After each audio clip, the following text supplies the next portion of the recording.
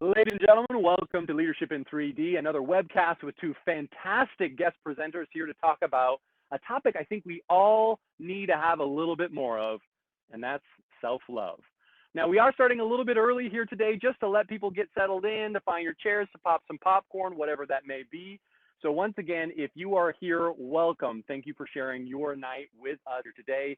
If you are in live, if you're watching this through our webcast recordings, then thank you for spending and investing a little bit of extra time in yourself and one of the relationships that matters the most, and that's with yourself. So here in a moment, I want to take a few minutes here to just kind of orient yourself to the room. For those of you who are here live, we're using some technology here that's maybe not familiar to most of y'all. And so I wanted to get us started here by inviting anyone and everyone who can hear my voice at this time who are live. Go ahead and find on to the right-hand side of the room, you'll find a chat window itself. This is a great time to put in your name and where you are listening and watching in from. So I'm going to put in there, Doug from the Bahamas, otherwise known as Salt Lake City, Utah.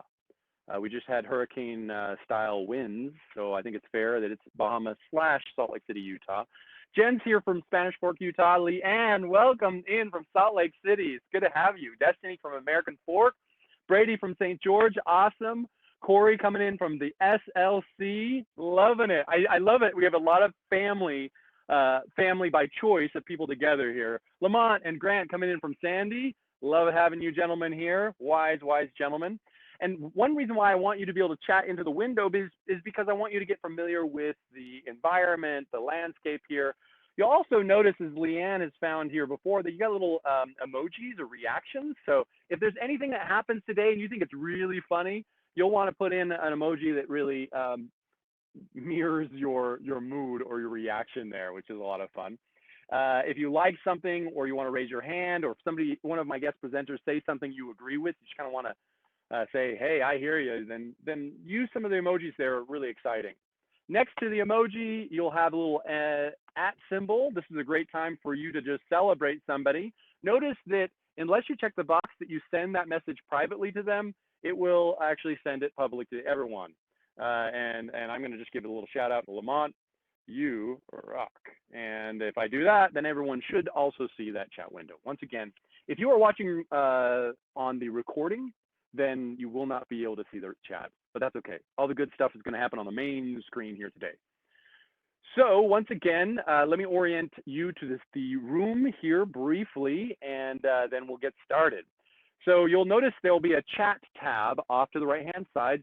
At this point, you won't see a polls or a handouts tab because we're not going to be using those in today's training webcast. But you will see the chat tab. It's a great opportunity for you to interact. We have Jeffrey Sullivan from North Ogden. Great to have you, Jeffrey. Thank you so much for being in. Looks like we got Lori in from Utah. Great. So far, we've got all Utah all the time. Seems like thus far, 10 points to somebody who hurries and skedaddles out of state and then logs back in. You get 10 points for logging in from a different state. I know one of my presenters is coming in from a different state. We didn't blow away. No, we did not, fortunately. And again, you'll see the chat tab off to the right-hand side. In addition, if that chat tab gets a little bit too rowdy, everybody's having a good old time, then you may want to close the chat tab. That's all good.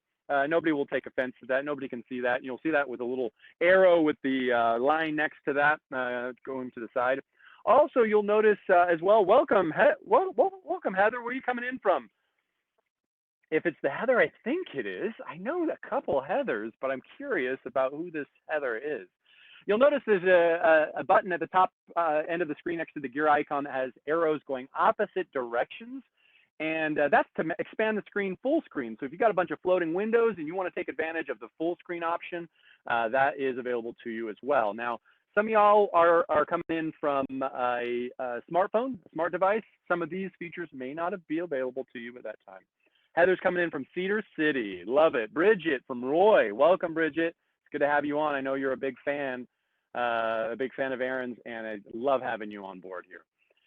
Once again, if you have any challenges with the technology, understand that we get to just adapt with the technology here today.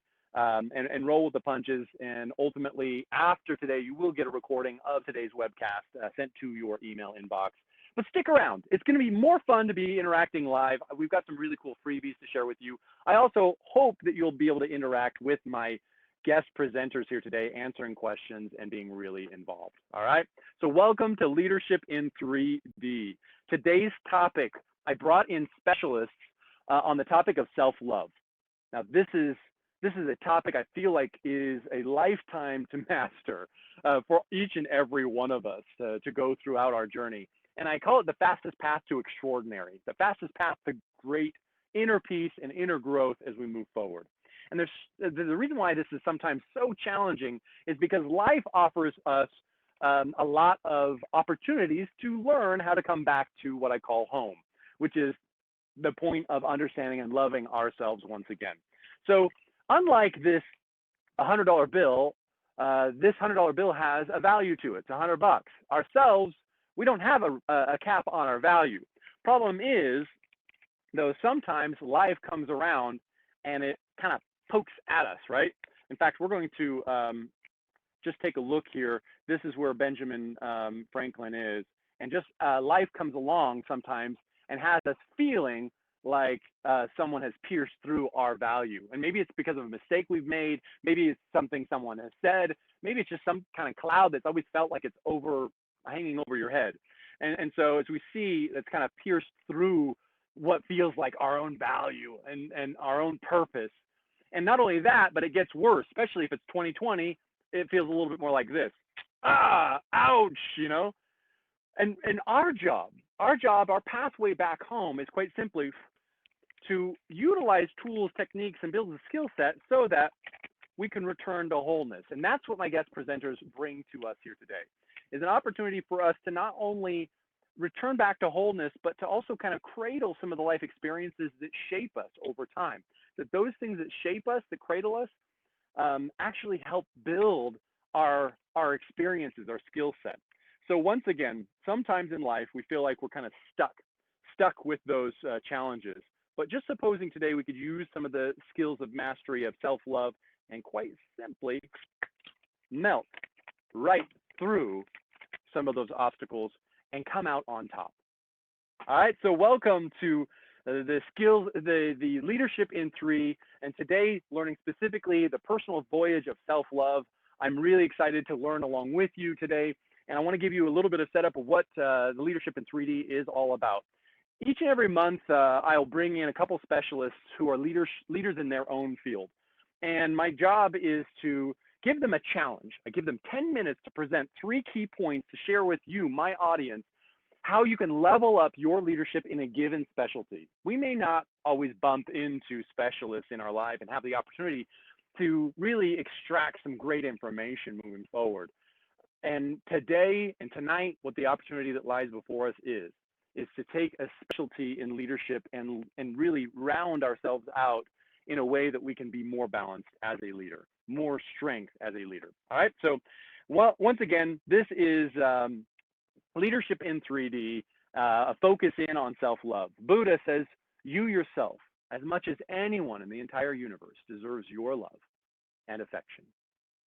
And I feel like through generations and generations of love songs talking about our true love and what love feels like, it's usually in relation to someone else outside ourselves. So that begins our journey through life of seeking love and to be loved and loving others through the process.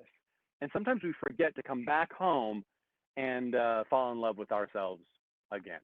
And so today, once again, I want to bring in 2 phenomenal friends of mine, colleagues, as well as specialists in this given area of how to take this journey to self-love. Erin, Ginkel, and Brady Johnson. I'm going to bring them on individually here in a moment, but I'm really excited because they take 2 very different angles of self-love, and we're going to mush them all together. After they do their 10-minute presentations each, I'm going to actually put the leadership spin on these and how to take these to another level. My name is Doug Castillo with Coach Lead Grow Academy, and my job is to help shape leaders as coaches and coaches as leaders. And so today, once again, the challenge is I'm going to introduce each one of my guests, and then they will have 10 minutes to share 3 key points about their specialty. what they do as a coach, as mentors, as gurus. And then after the 10 minutes is up, I'm going to ask them a couple questions. This is also a great time for you to pose some questions, put them in the chat window, and this is a great opportunity to pick their brain a little bit about their own specialty. After they're done, they've actually come with a few freebies. So you're definitely going to want to stick around to hear each and every person here today, because they have some great opportunities for you to level up what you're learning today, because quite honestly, sometimes 10 minutes is not enough time to go deep dish. And so they're offering a little bit more information if you choose. So we'll talk about that when we get there, which is pretty exciting. And they're all free. Let's just have fun, right? Let's just have a good time here today. So once again, each and every guest will have 10 minutes, and outside the 10 minutes, I like to ask a few questions. And then we'll wrap up today with some instant action items that you can take back with you in your own home to apply what you've learned here today. All right, if that sounds good for you, I want you to go down to the chat window, hit the reaction button, and send me a reaction of how excited you might be about tonight's topic, and how ready you might be in bringing up our guests. Looks like the group is very ready. So am I. I'm really looking forward to this. So I want to bring up my very first guest presenter, a dear friend of mine. We have known each other for, I believe it might be 10 years. It's been a minute. I've learned a lot from her. She's a phenomenal presenter herself, a phenomenal facilitator, and I've had an opportunity to teach alongside her. This is Erin Ginkel. She's a certified life coach, a clarity coach from a Clarity Coaching Institute, a graduate and a level 2 Reiki practitioner. She works as a project manager, pursuing her project management profession certification, and she gets to take her ability to intuitively understand people, facilitation, leadership development, and project management, and combines this all together with critical thinking and organization to apply greater productivity for her teams, as well as inspire others. She's done a lot of work in the coaching realm, specifically with the work of Byron Katie.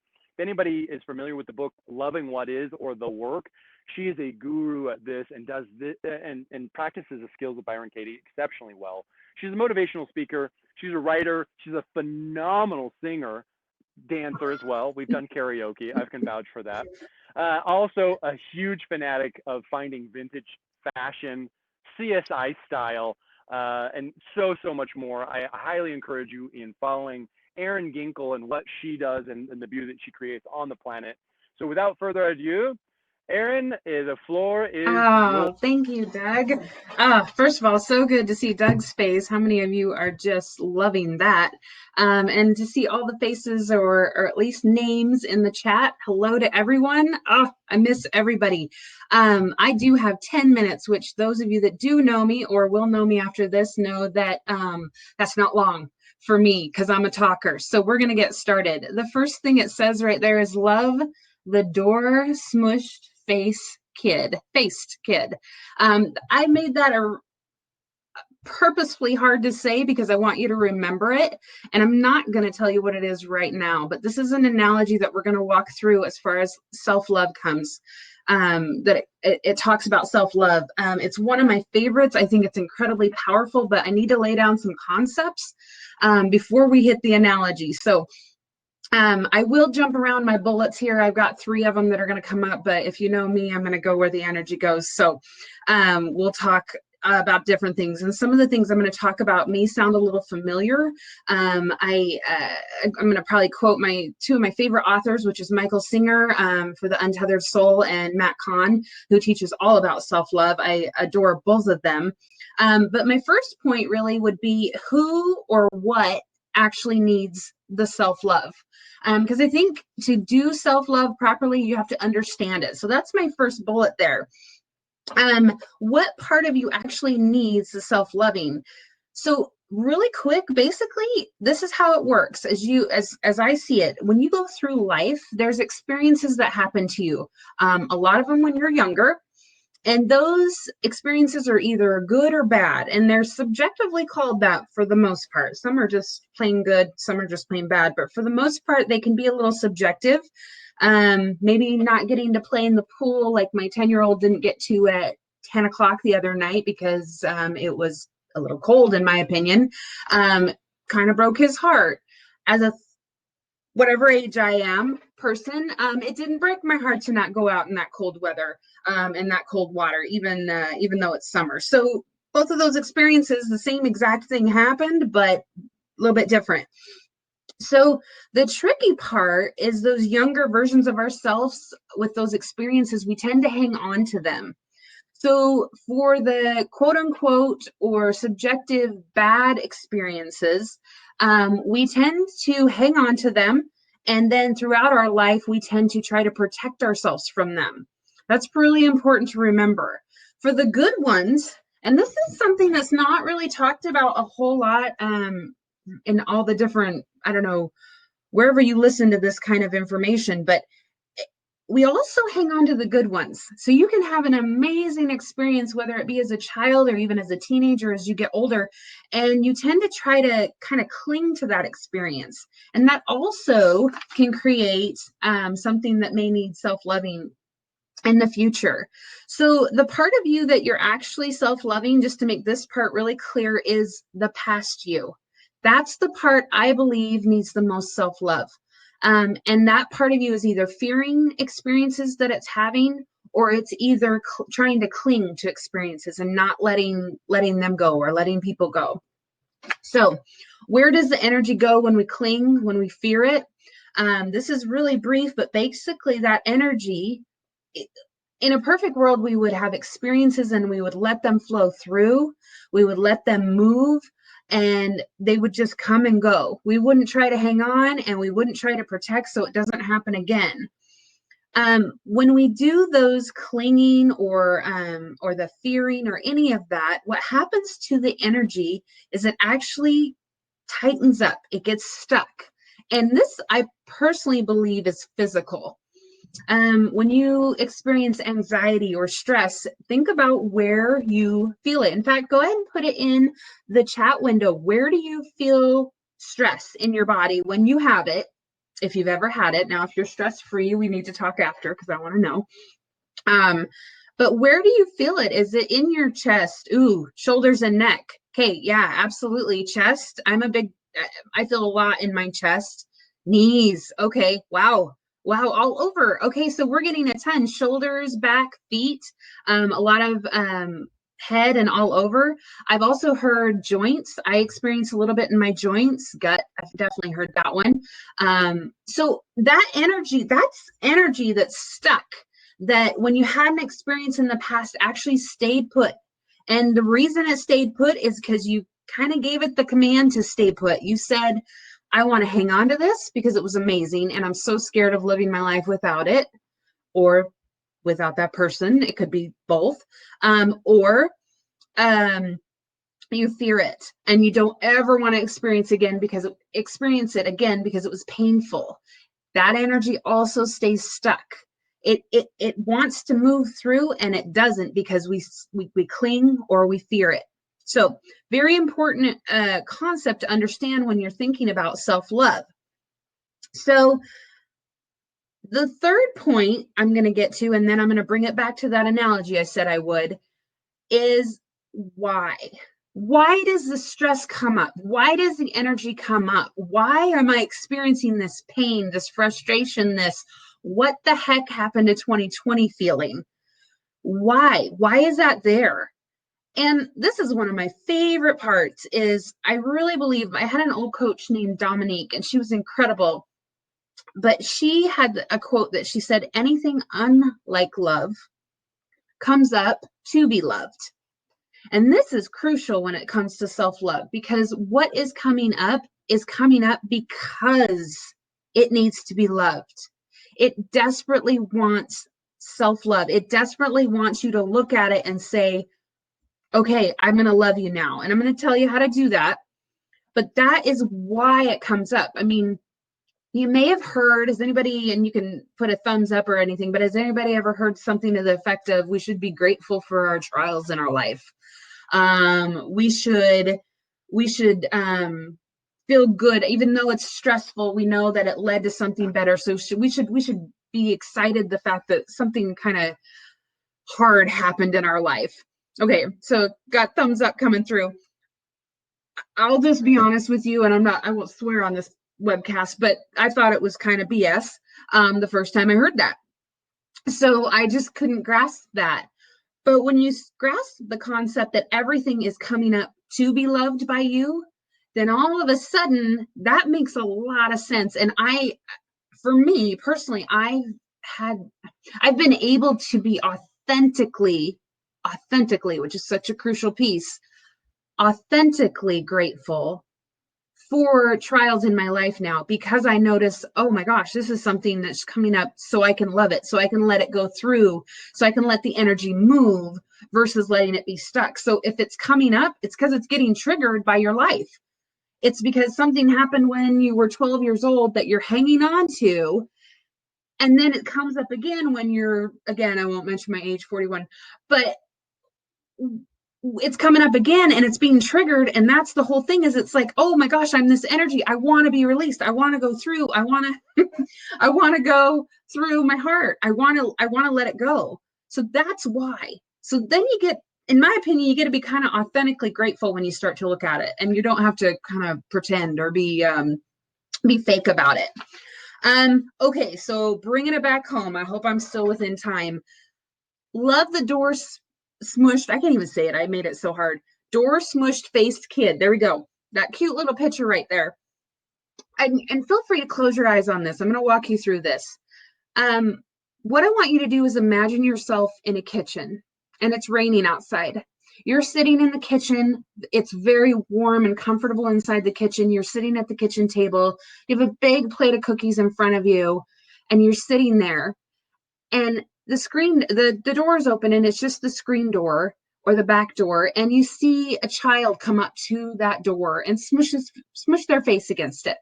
That's the picture I want you to have, because that is what needs to be loved. That's what's coming up. What I like to even do is imagine all those children, which are all these negative thoughts or these beliefs or all these things you've negated or pushed away or pushed down or held on to or clung to or tried to protect yourself against, all those kids lining up to be loved. They're here to be loved by you. They're here to be loved by you. And I even like to imagine them with t-shirts on that say the belief or the feeling. It could be the emotion. It could be, I wish I could get people to do what I want. I have that one a lot when I'm in traffic. Or please listen to me. I really need to be noticed right now. Or jealousy, just a t-shirt that says jealousy, or frustration or loneliness or any of those things, anything that comes up for you on a daily basis or a monthly basis or whenever it comes up. Those are the kids, right? Those are okay. Those are the kids that are lining up at the back door with their smushed faces. Does that make sense to everyone? What you want to do, or I should say, that is actually what self-love is to me. It's taking those children and talking to them and telling them that it's okay, and not judging them for feeling whatever they're feeling, for saying whatever they're going to say, and whatever feelings come up. They could be feelings from 20 years ago. You let them talk. You love that portion of you, that inner child, which I'm sure you've heard about before. But that's the part that actually is the self-love. That's the part that needs it more than anything else. And the really cool part, and there's ways I walk my clients through this on how to do it. There's a lot of different ways you can. And I can get into those if we end up talking, but the really cool part about is some of the outcomes you're going to see from this is obviously you're going to feel a lot lighter. I will warn you, when you start to do this, when you start to listen to to the thoughts and the emotions, they will start to get a little stronger, because they get really excited when they know they're going to be loved and released. So you may, if you've ever heard of Dark Night of the Soul or something to that effect, you may feel a little bit of that, because everybody's going to show up to try to get loved. So you just want to get real consistent about it, so you can manage it. I also know if anybody's law of attraction If you're a manifester at all, this is the fastest way I've ever manifested in my entire life, is by loving the thoughts that come into my back doors smushed, that have their faces pressed up against that window. That is the fastest way I've ever manifested. I do not manually manifest anymore. I don't grab something and say, okay, I'm going to that's not even necessary at all. So that's kind of a good thing. From a leadership perspective, it has made my job as a project manager much, much easier. My relationships at work and at home, it's a lot easier to love someone or to work really well with someone when you're not dealing with a scared child inside. Plain and simple. That's kind of a direct way to say it, but if you're not dealing with that portion of you, you actually are there's so much more compassion, much more room for new ideas and innovation. This opens up everything that you wanted, everything that you're always wanting. So I want to give you one more tip. I'm just running up to time, which is perfect because I'm just finishing up. One of the things when you do talk to these inner children, and you can do it in your journal, you can do it out loud. I've done it in my car before. I've just let whatever that voice wanted to say, let it say it. And then I talk back to it and I tell it I love it, or I say I'm sorry, or I listen and I just say, you know what? I'm not going to say a word. Just tell me what it is. Tell me what's going on. And the one thing you want to be really aware of on this is, sometimes when you go to love the inner child, you'll hear a different voice that says, and I don't know if you guys know about this, I'm sure you might, that says, that's stupid. Big girls don't cry, or men don't shed a tear, or shouldn't feel like that, or that's weak, or whatever else is going, it's going along, right? That's that other voice. This is so crucial, and I'm going to end on this point. That's another child to be loved. Another one. So the one that presents shame because you're hurting, that they get in line. Put them in line, put their t-shirt on them, and bring them in and make sure they get love next. That's such a big deal, because that honesty where you just keep telling the truth is what will bring them all up, and then you'll start to feel free. So I know I'm running right up on time here, but that's some of the information I wanted to share with you today on self-love and how I view it and how I think the best way to do it is.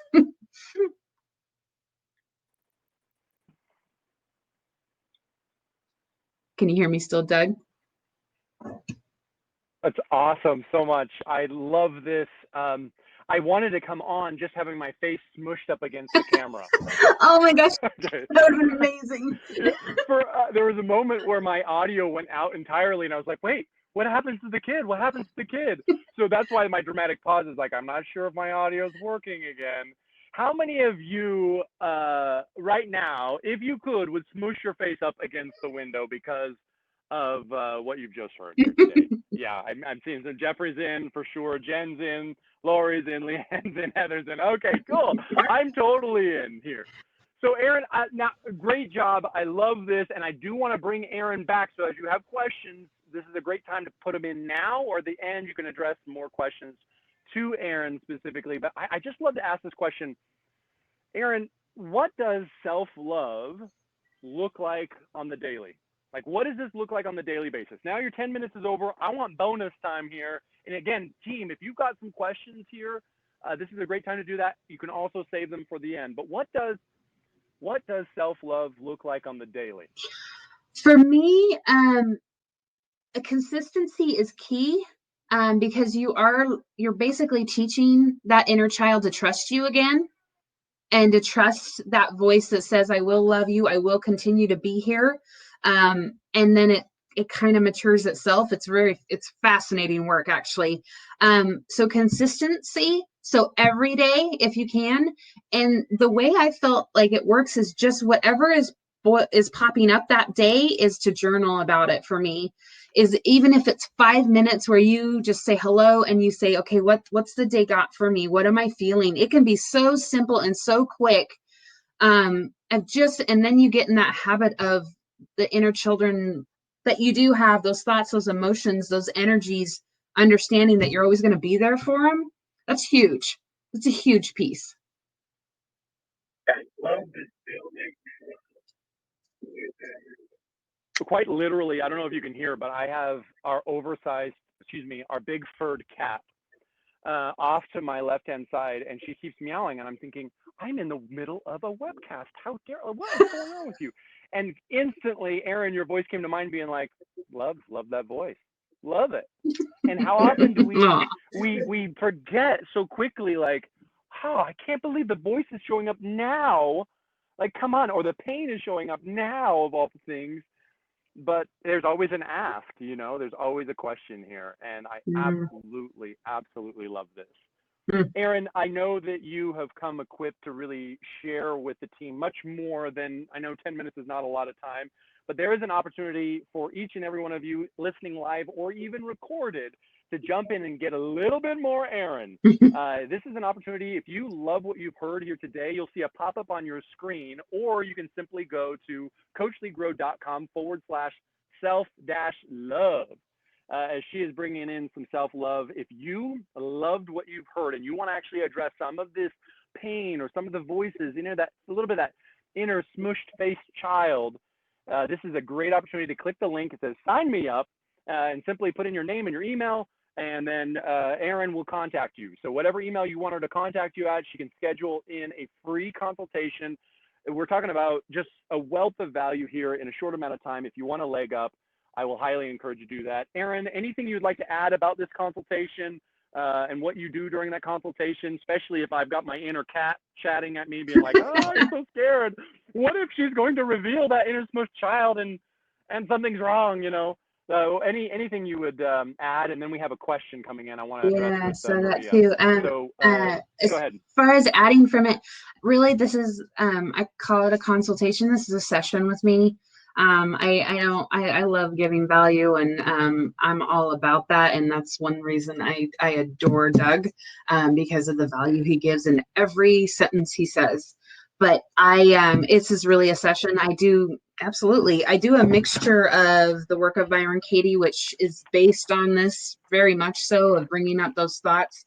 And then a mixture of this piece. We kind of follow again the energy of what's going on for you at the moment, and that's what a session would look like basically with me. And then if you're interested in more, we can talk about that too. So awesome. That is a beautiful opportunity. So I'm going to allow Erin. I know we have a question in here. Maria's got a question. Would you like to just go ahead and address that now? Absolutely. Yeah, I can take it from there. Really recognizing the voice of the child inside. This is, for the most part, I would say anything that feels negative. So we have a base of love. So anything that comes up that it feels negative, I would say that that's probably the inner child speaking, and it's something that's coming up to be loved. Another really good point would be if it's something you've heard before. So our beliefs and our thoughts and our emotions, those kind of things that are really stressful, are usually very, very repeated. And it's because those pieces have been there before and probably been going on for a long time. I had one pop up the other day surrounding a dentist that was really, really old. So that got a lot of love, let me just tell you. But yeah, so I would think anything that comes up, and you know what? If you don't know, start writing them down. Just start journaling. Let yourself guide you. You'll get really good at understanding what's what. I think it's incredibly empowering to know that we ourselves can empower ourselves. Like, we have everything we need to do our work. And bonus, we get to work together and find mentors along on our path to help us to help ourselves. But I think that's really what self-love is so much about, is self-care and self-guidance, self-coaching. And it doesn't hurt to have somebody alongside of us helping us along the way. So I highly encourage you to take advantage of that consultation with Erin. I know it's popped up right in the middle of your screen. You can always click the button close down below it and it'll actually go away. That's so in case that's kind of in your face. I want to thank you, Erin, for your time today. I'm going to invite you back in a little bit later. That way we can address any other questions that have come to mind and give everybody who's listening a little booster moving forward. So again, thank you so much, Erin, and I hope everybody will join me in a word of just pure gratitude there. Thank you so much. Thank you. You're welcome. All right, our next guest presenter here is another friend of mine. He is down from southern Utah. He comes in to bring a mixture of modalities together. This guy is a guru of gurus. If you are somebody who has a desire or drive to improve yourself and eventually take that out into society and humanity, Brady is the guy for you. He is the self-love mentor. I feel it's like a little bit of a curse word to even call you by your given name, Brady. I mean, I just like self-love mentor. If you can I just make that the self-love mentor, you're the one, right? Brady here is a lifelong learner of personal development, healing, growth. This is a guy that has, all my experiences of Brady has always been great, open-mindedness and whatever I got to do to grow and share what I'm learning. I remember countless times after seminars together, Brady and you and I would be talking and you'd be sharing with me, hey, you got to read this book. You got to check this out. Have you ever considered this thought here? Just a huge level up for me personally. Brady takes a few modalities here to work with his clients, both psychologically and energetically, and combines those together and takes a very holistic approach that helps clients overcome addictions, other ailments, and give them just that boost to take years that normally would take years to overcome, and just use a lot of that traditional talk therapy. So I'm really excited, Brady, what you have to bring to the team here today and what you get to share. So I invite everyone to take a nice deep breath in, exhale. If you've got your phone blowing up or emails blowing up, this is the time to close all those windows and be 100% present, because now it's time for the self-love mentor. Let's give it up for Brady. Thanks, Doug. So just to be totally honest, I've sat for the last 3 or 4 days being pretty nervous for this. And earlier today, it was funny, I'm really grateful for Erin with what you shared, because earlier today I had a friend come over that she kind of hit on just that, the thing you were talking about the things that are coming up, that's what you need to put your love into. And one of the things that was coming up for me was that I wasn't going to be good enough. And she told me, she's like, go sit with that little boy and love that part of yourself. Love the part of yourself that is not good enough, and really embrace that. And don't try to separate yourself from that, because that's a part of who you are. So I did that, and that's really it's really helped me kind of own that I'm not perfect, that I'm not going to it's not always going to look the way that you imagine it looking, but it's going to be what it needs to be, right? So the door smushed face kid, that was me an hour ago, well, even 15 minutes ago. So the first thing I want to hit on, I want to talk about everything in life is a practice, and what that means to me.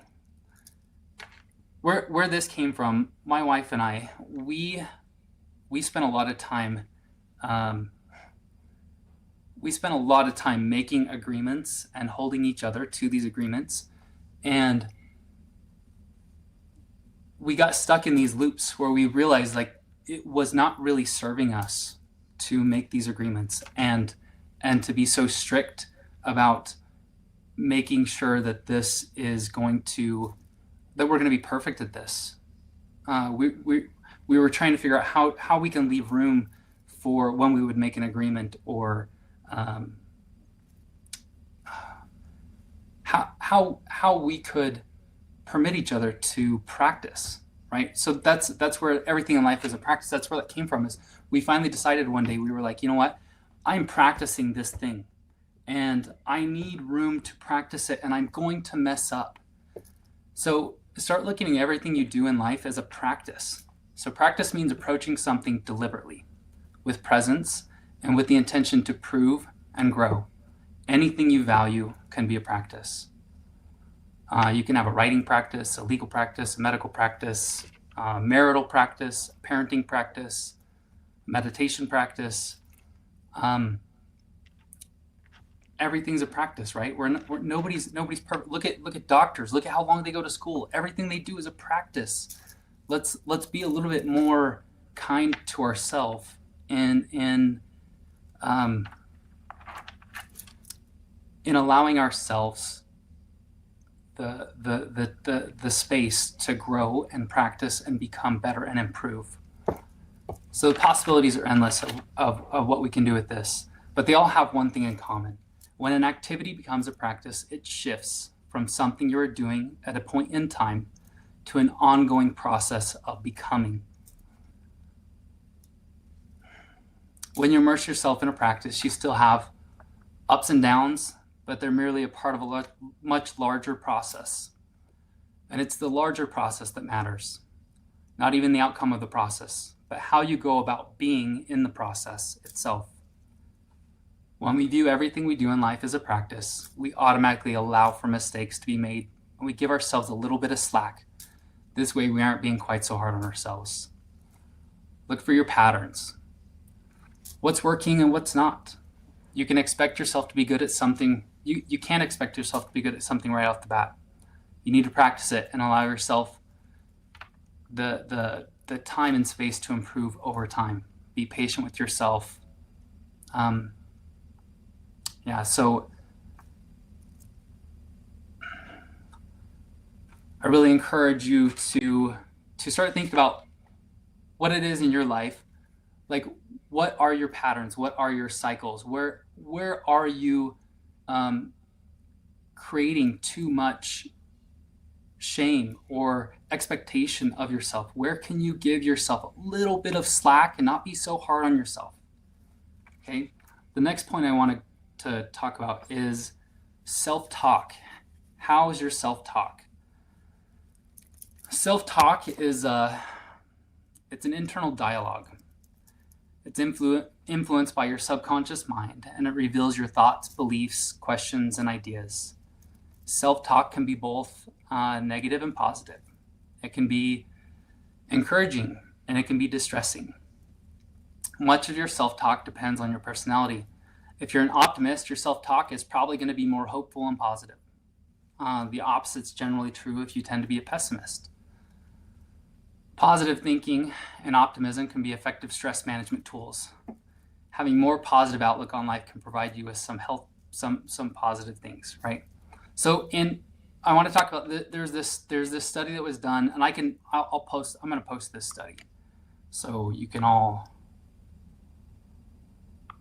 see what I'm talking about later. So there was a study done in 2017 that showed that using an Iliism can actually be helpful in your self-talk. The study found that using your own name when you're speaking to yourself rather than the pronoun I can help you better control your feelings and behavior when you're under the stress. So the scientists theorized that third person self-talk leads people to think about the self similar to how they think about others, right? So it's like when if thinking about me, if I say something like, man, I'm an idiot, versus saying, Brady, you got this, right? All of a sudden, there's a switch that's happened, right? When I use my first name, it's almost like I'm talking to another human.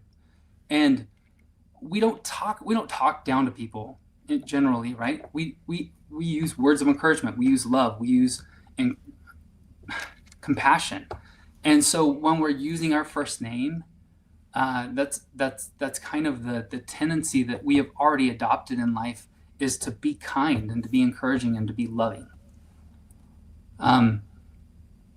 So that's I would encourage you to recognize how you talk to yourself. Pay attention to What are your patterns? Like how do you address yourself? Listen to that little voice that is talking in your head to you.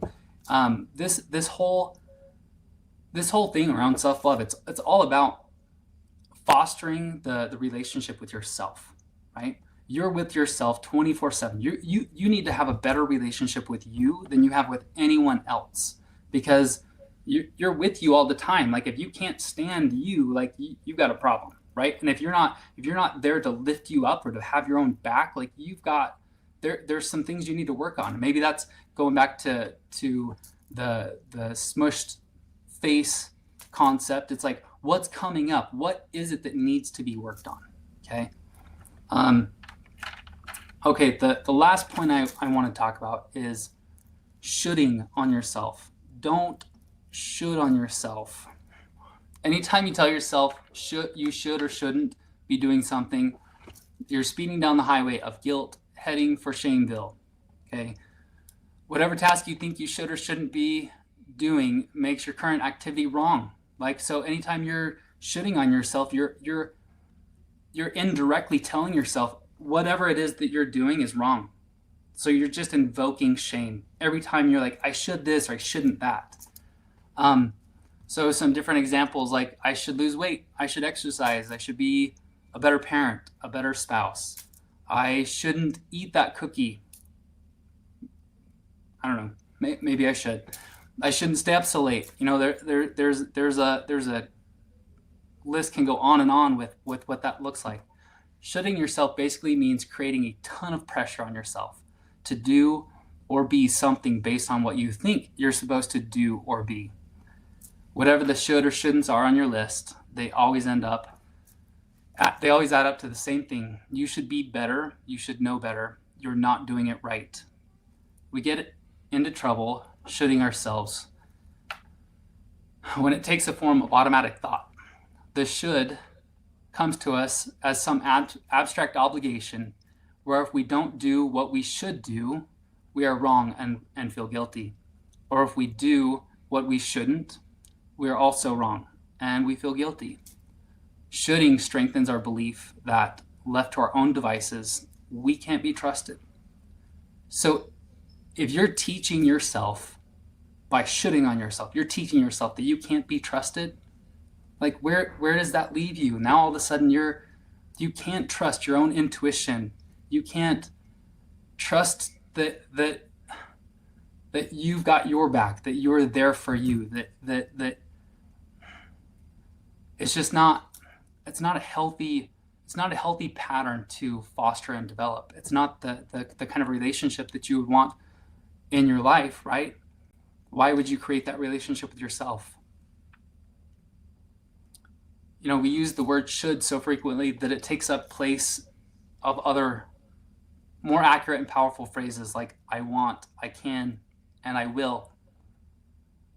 Start tuning in and paying attention to how often you should on yourself throughout your day. Then start to dive into each instance. When you recognize in the moment, ask yourself questions like, why should I? Who says I should or shouldn't? Do I really want to even do this? Or is this society's norm telling me what to do? Once you're able to discover the origin of the shoulds in your life, you can decide which ones are yours to keep. So instead of saying I should, say something like I want, I can, I will, I am. It's a mindset shift that helps to change your inner dialogue and helps relieve the pressure and fallback. Change those shoulds that you really want to do into I can, I want, I will, and I am. There will always be evidence to support any belief we have. Whatever you think or are looking for, you're going to find it. So any truth, like whatever it is that whatever evidence that you're looking to support, you're going to find that. So as an example, instead of saying like I should run more, say I am a runner. This is going to increase your odds of getting off your butt and getting out and running with a lot less shame and guilt than by shitting all over yourself. So To sum things up, everything in life is a practice. Be mindful of your self-talk by being kind to yourself, and stop shitting on yourself. All right, Doug.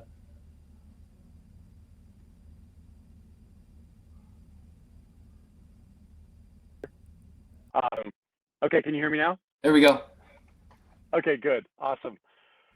I think Erin talked about BS earlier. Was she talking about bullshit? I think that might be the case, right? I absolutely love this, and really asking ourselves, do we absolutely want this? Is this something we really want? And beautiful to be aware of our self-talk. So a question for you, Brady, how did you get this title, Self-Love Mentor? I mean, I think everything you've talked about pinpoints exactly the pathway back home. Okay, tell me, how did you coin this title? How did you earn this title? So I spent my whole life trying to find happiness outside of me. I tried to find it through religion, through relationships, through all kinds of things. And it wasn't until about a year ago that I realized that the reason I was looking for happiness was because I wasn't happy with me. And the reason I was looking for someone to love me so much is because I didn't love me. And so when I realized where I was at, what my relationship with myself was like, I spent, I almost the last year and a half now, trying to learn what does it mean to love myself. I started with, you've got to start with one thing. I don't care what it is. In order to love yourself, you've got to find like just one thing that you can find that you really love about yourself, right? And I searched and searched and searched, and I couldn't find anything. And one day I realized, you know what? This is kind of funny, but I really love my hands. And the nice thing about that is, like, I look at them all the time. I get to see them all the time. And so what I learned through that whole process was when I found that one thing to love, and I started fostering that. And every time I looked at my hands, I started thinking like, I really love my hands. And I would just kind of play with that a little bit. Like, it would just, I don't know, it was just a funny thing, but all of a sudden it grew. I started finding other little things that I loved about myself. And it's not, I think the key is not looking for the big thing. What is the big thing that's so great about me that I love? No, look for all of the little detailed things that add up to the big things, okay? So the reason I call myself the self-love mentor is because I spent so much time and so much of my life hating who I am. And when I finally got to a place where I could say that I love me, I started seeing those old patterns that I had when I hated myself in other people. And I made a promise that I wanted to help them find what I found. So that is powerful, Brady, and I love the analogy of your hands. I mean, what you've said, and I believe, gosh, Destiny talked about it earlier in the comment about how beautifully yours and Erin's messages have tied together. And you're talking about your hands reminds me of how much I love my 5-year-old's hands. Like when he was younger, I loved when he would hold on to my thumb. For anybody who's been around young children, that moment where their whole hand fits around your thumb is amazing. But now it's large enough that I like to hold his hands with our fingers interlaced, and I just savor that up.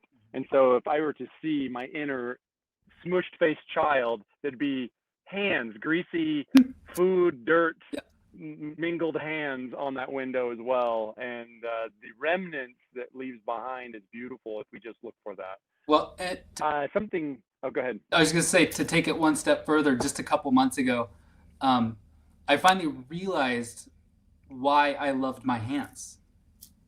I was looking at him one day, and all of a sudden I remember when I was a kid looking at my dad's hands and seeing my dad as my protector and these big strong hands. And now when I look at my hands, I see my dad's hands. So That's amazing. That's beautiful. Thank you for sharing that. Something I was really excited in our discussions before today is just a little bit of this path that you have traveled to self-love and self-acceptance, and what you have developed over time is incredibly powerful. And I remember when you talked about it, I said, that, Brady, that, can you share that with everybody? And ladies and gentlemen, I was so happy that you were like, yeah, cool, I can totally share that. And so today, this is my segue into your freebie. Will you tell us what you have behind curtain number one?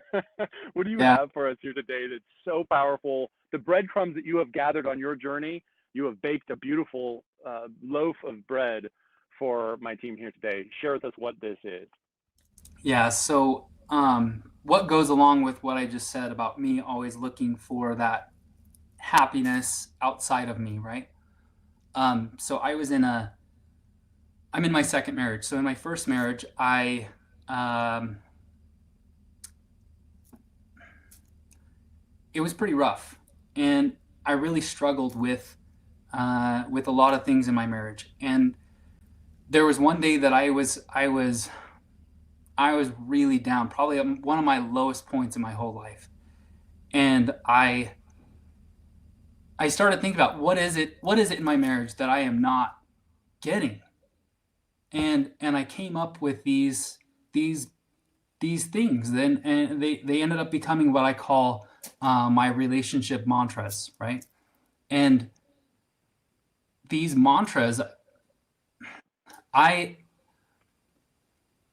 I started to realize just how important it was to in a relationship to make sure that you are speaking these mantras, that your partner in your relationship is feeling this from you.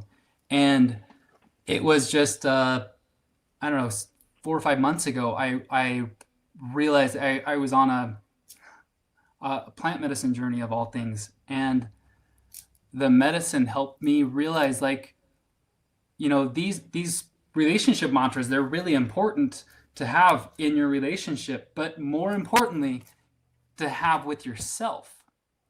So these relationship mantras that I have come up with, that's part of my giveaway, these are things that I had promised that I would carry these mantras in any relationship I had going forward.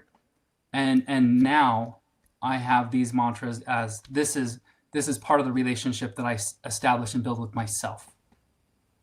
So there's the relationship mantras, and then I also, for anybody that's interested, I am giving away a free consultation, and yeah. Awesome. I'm really stoked about this. This is the thing. We can all take Brady's journey over years and years and come up with our own mantras for self-love to ourselves and build that relationship. Or we simply click the button, get the email, download it, and then print those beauties off and start looking through them and finding out what our inner smush-faced child wants to talk about today. And so I highly encourage, you'll see that pop up on your screen. Again, thank you so much, Brady, for your sharing your journey, sharing your vulnerability.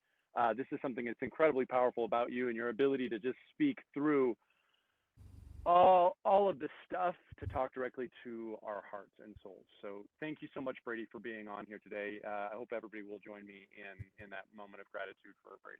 Thank you. Thanks, Doug. All right, ladies and gentlemen, I want to bring Brady on here back in a moment with Erin. We'll summarize the today, but I want to share with you a leadership take on today. Once again, my name is Doug Castillo. I am the creator of Leadership Integration Simplified, as well as Coach Lead Grow Academy. What I love doing is helping others get more of what they want through simplified systems. Kind of like today, 3 guests, each one gets 3 points, so that you walk away with 3 simple systems to directly apply in your life. That's really what I feel like my gift to you and to everyone is. And I do this by helping managers become great leaders and great coaches in a corporate environment. I do this by helping professional coaches and consultants be phenomenal leaders in simplifying their systems of helping others get more what they want. So I want to share with you just a couple quick tidbits that are very helpful, I find. Oh, thank you, Maria. I'm so glad that you were on the Career Bits podcast. Oh, I love working with people all across the nation. I've gotten to really get to know different leadership styles. And I want to share with you what I find the leader's path to self-love. And in all perfection, I love how these have tied together with what Brady and Erin have shared here today. So let's jump into it. 3 keys to the extraordinary self. Now you may look on your screen like, what the heck is this scared little cat? What does this represent? Let's start with the first key to our extraordinary self. This is the first step to our extraordinary self is to actually recognize the voice of that inner critic. You know, that voice inside our mind that tells us we can't. Or this is where the BS comes from, the bullshit comes from, primarily in our minds. They'll hold us back.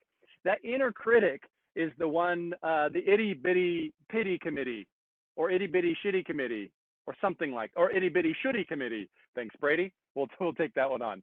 But how many of you, by raise of hands or thumbs up, are aware of your inner critic? It's the voice that says you can't, you're not as good as others. It's the inner critic that belittles you when you make the slightest mistake. I read yesterday a quote by James Clear. He's the author of a book called Atomic Habits. He says, it's crazy how 1,000 people can compliment you and you'll spend all day thinking about the one person who criticized you. What? I'll read that again. It's so great. It's crazy how 1,000 people can compliment you and you'll spend all day thinking about the one person who criticized you. What part of our madness has us focusing on the one when we have 1,000 compliments heading our way? Well, that's the job of the inner critic. Quite simply, your inner critic says, woo, I can really play with this one. And it goes to town working on how this might be true, especially if there's any spark of pain about that comment itself. So my step number 1 key to the extraordinary self is number 1, and it may feel contrary, I want you to get good at recognizing that inner voice. Erin has talked about paying attention to some of that pain and addressing that. Simply just pay attention to this. What I like to do as a tip is I actually like to give my inner critic a name. That inner negative voice, I actually like to call it something outside myself. A little bit like Brady says, our self-talk. I'm not going to call that inner critic Doug. Don't call them by your first name. That doesn't work. But call them by something else, like negative Ned or negative Nelly, Bob. I like to call mine Goober because it's kind of like a booger. It's sticky, it's gross, and it doesn't really bring me towards what I want. And so what would be a good name for your inner critic? Make a nomination. Just nominate a possible name. I'm going to put mine in. It's Goober, that inner Goober voice. But it's an opportunity to separate yourself that is not you. But just like that inner child, we can listen to that voice and find out what its pains are. So this is a great opportunity. We got Wilbur, I love it. Karen, I love it. All right, that's great. Step number 2 is if we recognize the voice of our inner critic, we too want to recognize the voice of our inner coach. This is that coach, the one that always believes in you, the one that always sees your strengths, the one that sees how you can get through that line to the goal. That inner coach is the one that's there cheering you all along the way. Think about this. Maybe your inner coach would say something like, what's another way? How can we? Or, hey, let's look at your strengths and let's see how we can apply them. What is the inner coach say to you? And just as important, what name would you give your inner coach? So this is a great opportunity now is, what would you name your inner coach? I name my inner coach, that inner voice that believes that I can, oh, Captain, my captain. Because I'm the captain of my own ship. I want to make sure that I address myself with respect. This would be a great opportunity to take Brady's technique and quite simply call your inner coach you, Doug. Good advice, Doug. Hey, Doug, what do you got for me today? What is that name for your inner coach? To identify that brilliance within you and then utilize that. We can really utilize the advice. And most importantly, how often do we actually take the advice of our inner critic, our inner goober, and we go running with that because we invest all day worrying about it in a state of pain, but we don't actually give the time of day for our inner coach to thrive.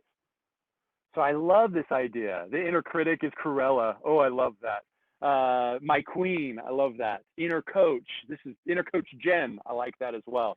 What would be a great name to give your inner coach? And I want you to start recognizing when your inner coach and your inner critic are talking, because this can be a very healthy way for you to get to know some of that chatter that goes on in your brain and distinguish the difference between the two. And we can distinguish that and then therefore give it an opportunity to talk. Yeah, but Doug, I don't know how to coach. That's okay. For right now, one of the number one skills of a great coach is simply asking questions, getting curious like you would with a small child. Hey, what's that about? Tell me about it. Give me more.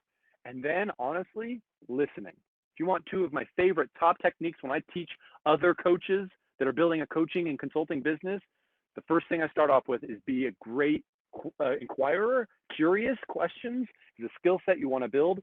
Also, just listening, genuinely listening. I like Fatty McPoop as a great inner critic. I'm assuming, Jeffrey, you're labeling your inner critic, although it could be very creative for your inner coach as well.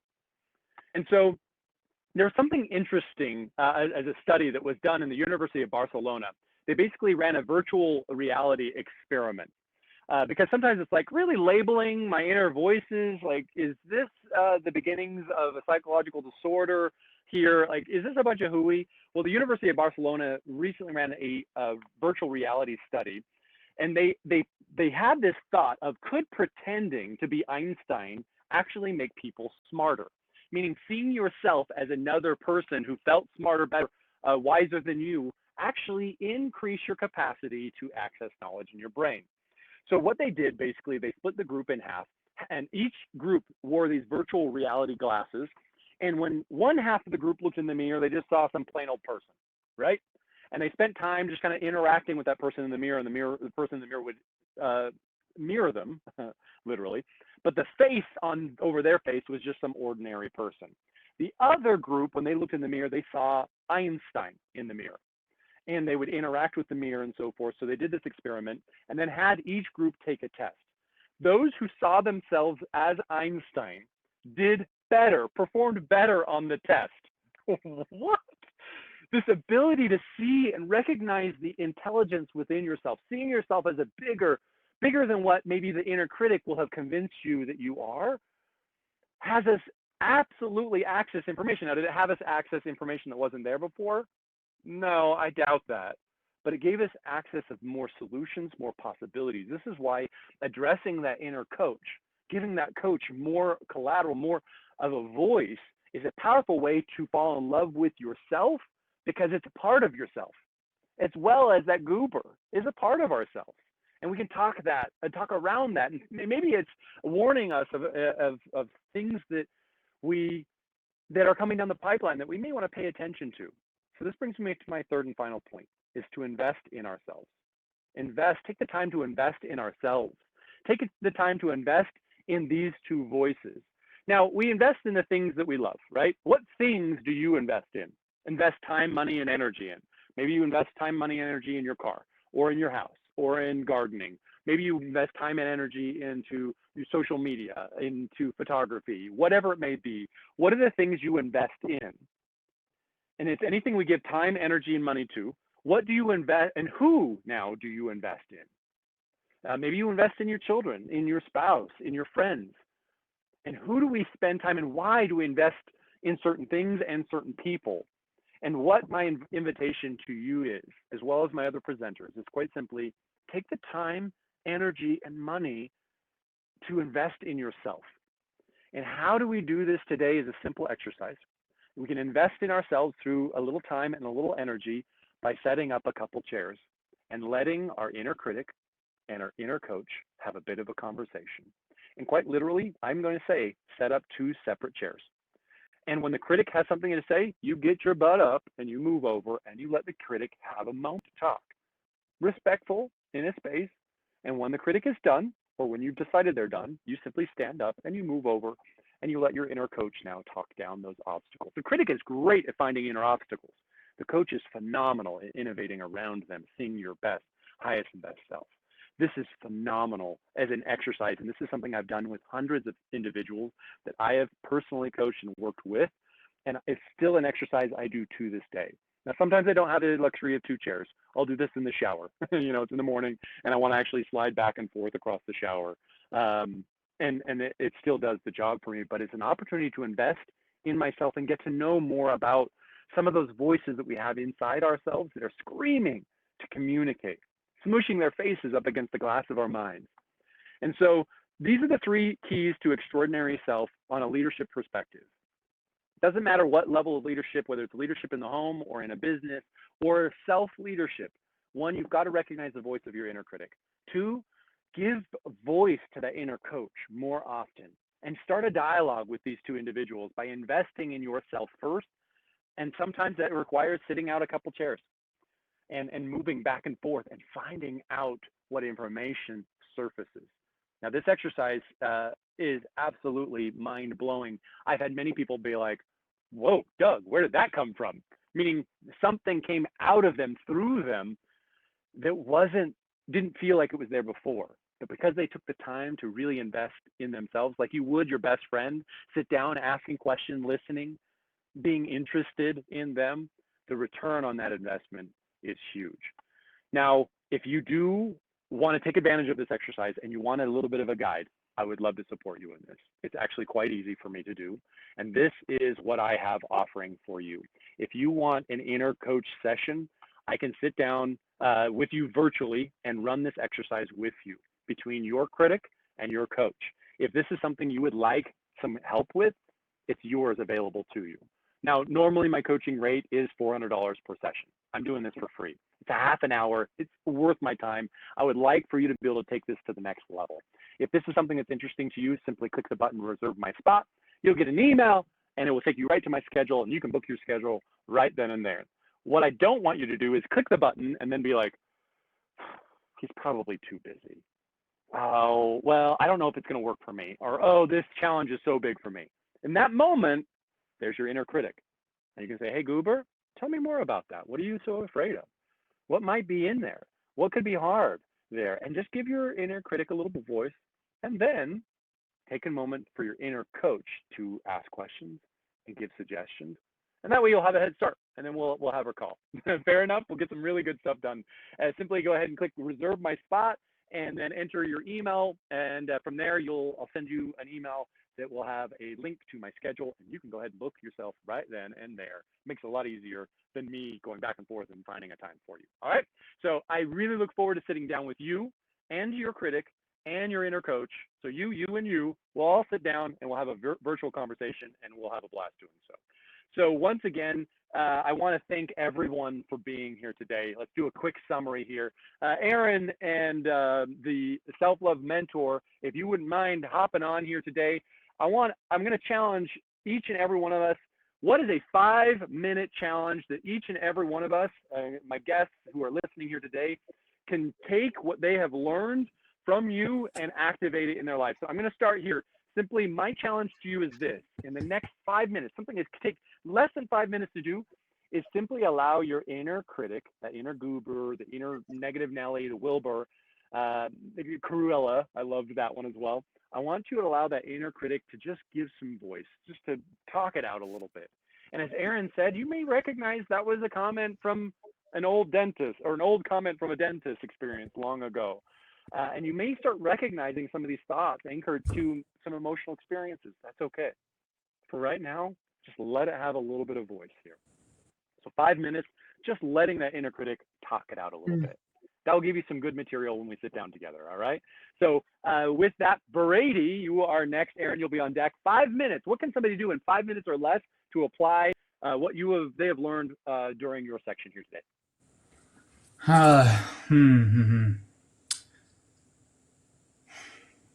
So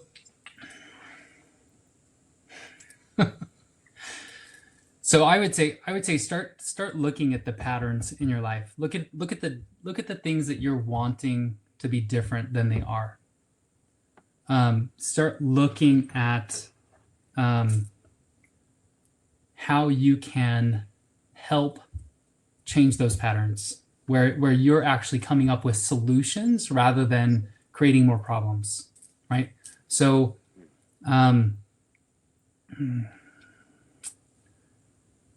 so give yourself some slack to practice things. Start really play with that. See how creative you can be with what you can create as a practice in your life, where you're creating a little bit more leniency and a little bit more I don't know, cushion for that. Pay attention to your self-talk. Start practicing, like kind of like what Doug's already hit on, is give those voices in your head a name, rather than saying I or me or I'm this or that. Start creating more awareness about how you foster the relationship with yourself. Would you foster that same relationship with your spouse, with your kids, with your friends, with your parents? Would you do that? The answer is probably no if you're struggling in that area. And so how can you shift your relationship with yourself to be like what you would want your relationship with your best friend to be like? And so what I'm really gathering from you is to practice practicing. Yeah. Practice paying attention. And I love that. I think that's phenomenal. It's all about awareness, Erin, right? Oh, yeah. Right. Practice being more aware. Practice paying attention. How often, what percentage of our day are we not actually present? Woo. All right. Erin, give it to us. 5 minutes. What can I do in 5 minutes to take action? Because all of this is a waste of our time, ladies and gentlemen, if we don't do something with it. So put us to work. I think just to build on what both of you said, and I do love how this all ties together, but I had a feeling it might before this. The energy was so good. Is taking that inner critic, right? Letting them talk, and then saying to that inner critic, and this really bounces off everything. So saying to that inner critic or saying to that inner child, taking them by the hand and saying what they've always wanted to hear, what that part of them always has wanted to hear, but nobody ever said it.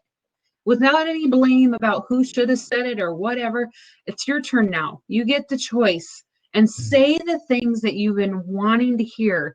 And if that another voice comes up and says, well, you know what, you just need to be grown up now, you're an adult, take that one aside and say the things that you always wanted to hear from them, which is, guess what? It's okay to be sad. It's okay to feel like you're not good enough. It's okay to think that you're completely lacking in the business world. It's okay to be scared, and tell them everything that you wish somebody would sit down and tell you. And you can do that in 5 minutes, and then it may turn into longer, but in 5 minutes, you can repair a lot. You're basically neutralizing that energy. And in my mind, you're taking that inner critic and you're bringing them up to the level of the coach. Like, bring them along. They're always going to show up. And I agree with Doug, tell you about what the warning signs are. I actually really love that. But have them be on a more positive note to Brady's, like, let them be that positive voice versus the negative one. Bring them up to that level, so where if they are warning you, at least they're not making you feel like horrible. So like bullshit. Like shit. Oh, by the way, I took like 2 pages of notes on you guys. Amazing. Loved every bit of it. Thank you so much again for sharing your time with us tonight. If you have any questions for Erin or Brady, our self-love mentor, this is a great time to put it in the chat window, because we're going to be wrapping up in about 2 minutes or less. I do want to bring up a couple of coming attractions. In October, I'm bringing in an image consultant, international haberdasher. Why is that the only word that comes to mind? Fashion designer and image consultant, and a couple gurus on how to do self-care on a physical level, how to take care of your body as well as take care of your image, and how that actually helps us to solidify some of the beliefs that we have within ourselves. It's going to be an awesome, red hot, once again, leadership in 3D, an opportunity for us to get some really cool tips on how do we take good care of ourselves on a level of fashion as well as on a physical level. I'm going to say fashion probably from the waist up, because this is all anybody sees anymore, right? We're just floating bodies anymore. But she's a phenomenal woman who's really a lot of expertise and speaks right to the truth. So if this is something that you are interested in joining us, October 6th, 6:30 p.m. Mountain Daylight Time, if you stick around just immediately after our session, I will close the window and it will forward you right over to an easy spot for you to register for that event. Solid. Ready to rock and roll. Also, I do want to announce I have a program, a 13-week course that helps take coaches, consultants, and managers to the next level. If you want to sharpen your leadership skills, Elite Coaching Foundations, the certification program, is designed to put the tools and the systems to plug and play right into your business, right into your career to level up dramatically. Check it out. There's more information at coachleadgrow.com. It has been a pleasure to have you on here. I didn't see any questions come through yet. If they do come through, great. Otherwise, we're going to wrap up today. You will see the registration page for coming events pop up on your screen. Again, Erin Ginkel, thank you so much for your time today. Absolutely. It's so great to have you, to share in your energy and to really experience you. Our self-love mentor, thank you so much for sharing your honesty and your vulnerability, as well as the relationship mantras. I look forward to posting those up myself and using those in the coming weeks. Again, if you have any questions, reach out to my wonderful guests here. You have their information. A recording will be sent to you right after this meeting, probably within a day or so. So with that, thank you so much for joining us here at Leadership in 3D. Thank you and good night. Thank you. Thank you.